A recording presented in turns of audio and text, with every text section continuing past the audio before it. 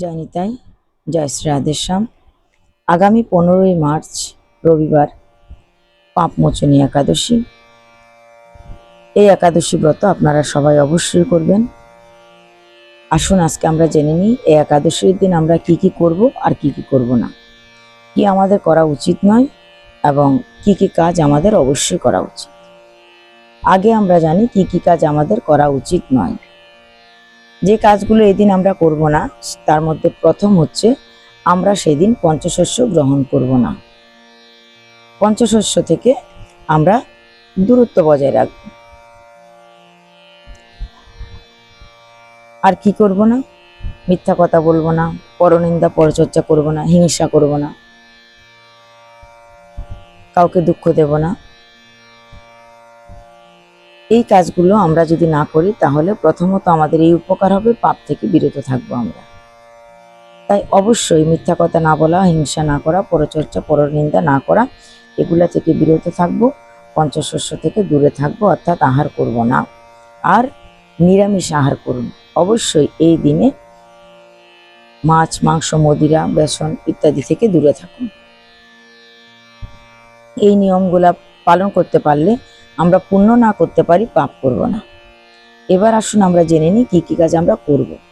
প্রথমত এই দিনে আমাদের যে কাজটা করা সব থেকে বেশি গুরুত্বপূর্ণ সেটা হচ্ছে একাদশীর ব্রতকথা শ্রবণ করা।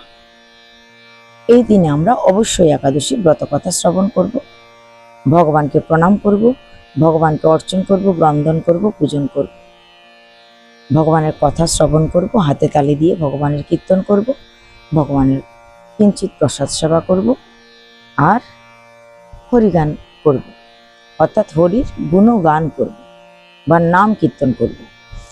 তো এই যে কাজগুলা করার কথা আমরা বললাম, এই কাজগুলা করলে কি হবে? আমাদের পুণ্য অর্জন হবে।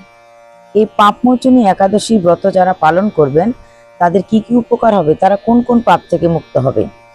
ব্রহ্ম হত্যাকারী, ভ্রূণঘাতী, সুরাপায়ী, গুরুপত্নী হরণকারী, এই সমস্ত পাপ থেকে আমরা মুক্তি পেতে পারি।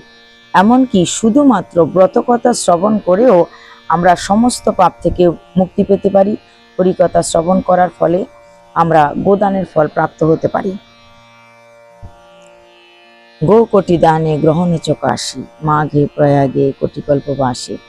কত রকমের পুণ্য অর্জন করার পরেও আমরা যদি একমাত্র গোবিন্দ নাম স্মরণ করি, গোবিন্দ নাম করি, তবে সেই সমস্ত পুণ্য আমাদের কাছে ফিকে বলে মনে করা হবে।